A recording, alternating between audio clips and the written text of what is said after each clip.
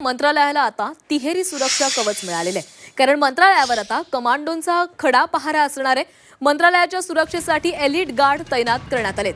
मंत्रालयाला तिहेरी सुरक्षा कवच त्यामुळे मिळणार आहे। मंत्रालयावर आता कमांडोंची नजर असेल। मंत्रालयाच्या सुरक्षेसाठी एलिट गार्ड तैनात करण्यात आलेत। कमांडोंच्या हाती अत्याधुनिक AK-47 असणार आहे। मुख्य प्रवेशद्वारावर कमांडोंचा 24 तास पहारा असेल। मंत्रालयाच्या सुरक्षेचा आढावा घेतलाय आमचे प्रतिनिधी गोविंद तुपे यांनी।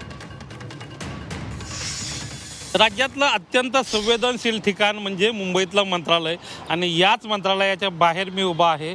आणि आपण जर बघत असाल तर या मंत्रालयाला आता एक एलिट गार्ड म्हणजे असे अत्यंत घातक कमांडोचं संरक्षणाचं कवच मुंबई मंत्रालयाला असल्याचं पाहायला मिळतं आहे। हे जे कमांडो आहेत हे वेगळ्या पद्धतीचे कमांडो आहेत। विशेष ट्रेनिंग या कमांडोंना दिलं जातं।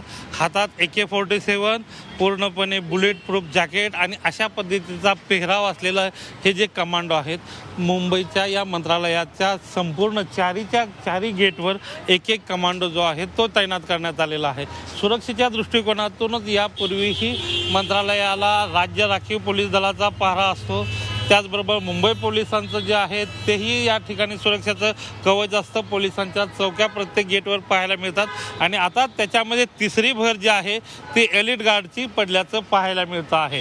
एकूणच काय तर या ठिकाणी मंत्रालयाच्या बाजूला असलेलं जे विधान भवन आहे त्या विधान भवनामध्ये जेव्हा अधिवेशन असतं त्यावेळेला अधिवेशन काळामध्ये QRT म्हणजे क्विक रिस्पॉन्स टीम ही तैनात केली जाते। त्यामुळे कुठलाही अनुचित प्रकार घडू नये, दहशतवादी कारवाई झाल्या तर त्यांना तोंड देता यावं याच्या खबरदारीच्या उपाययोजना म्हणून या क्विक रिस्पॉन्स टीम जी आहे ती अलर्ट केली जाते आणि त्यात कायमस्वरूपी मंत्रालय जे आहे ते या दहशतवाद्यांच्या रडारवर असतं। तशा पद्धतीच्या मेल तशा पद्धतीच्या धमक्या वारंवार येत असतात आणि त्यामुळेच मुंबई पोलीस असतील राज्य सरकार असतील त्यांनी या अशा पद्धतीचे एलिट गार्ड उभे करून मंत्रालयाला एक सुरक्षेचं नवीन कवच दिल्याचं पाहायला मिळतं। प्रकाशसह गोविंद तुपे, G24 तास, मुंबई।